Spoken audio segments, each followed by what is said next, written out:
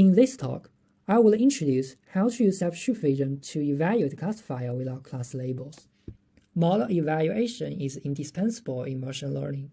In the community, we have many well-established benchmarks where we can evaluate our models. For example, we usually evaluate classifier on ImageNet, report detector's performance on COCO. In those benchmarks, ground truth labels are provided. However, when deploying a classifier to real-world scenarios where we are only provided with test images, it becomes infeasible to evaluate our models. We often meet this issue. For example, evaluating a recognition model on airport, deploying a detector to a new city. Without labels, we cannot evaluate our models directly. We need to label data on new testing environments. Note that we need to label again when the test scenario is changed.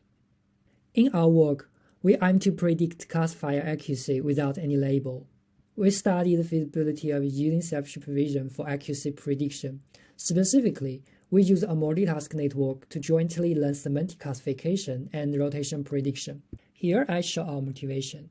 Given 3 test sets, we test our multitask network. For the rotation prediction, we calculate its accuracy.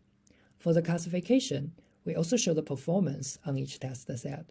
We find that if the network conducts rotation prediction well on one test set, then it can achieve good performance on this test set. For the rotation prediction, we can get its rotation labels freely and calculate its accuracy on any test set. If rotation prediction accuracy is correlated with semantic classification accuracy, then we can use this correlation to estimate classification accuracy.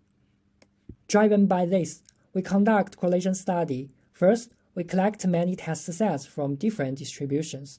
Second, we test our multitask network and calculate semantic classification accuracy, rotation prediction accuracy. Lastly, we measure the accuracy relationship. To get many test sets, we use image transformations to synthesize datasets. Given our original set, we randomly choose 3 transformations to change its visual characteristics. In this way, we generate many synthetic test sets. The labels of each synthetic set are inherited from original set. Then we can calculate the semantic classification accuracy on each set. We conduct correlation study on 3 setups. We consistently observe a strong linear relationship between the accuracy of 2 tasks. That is, if the multitask network is good at predicting rotations, it is most likely to achieve good semantic classification accuracy. When using different backgrounds, we also have the same observation. We also report the correlation when the number of classes is large. On CIFAR 100, we see the correlation decreases but still has a high value. On tiny ImageNet, we also observe a high correlation. We think when the number of categories is huge, the correlation might decrease, but it will have a high value. Based on our finding, we use a simple linear regression for predicting classification accuracy. We have 3 setups. On each setup, we estimate classifier accuracy on unseen test sets. We first show the estimates of 2 intuitive baselines, predict score-based method and entropy score-based method. When using proper thresholds, they can achieve accurate predictions.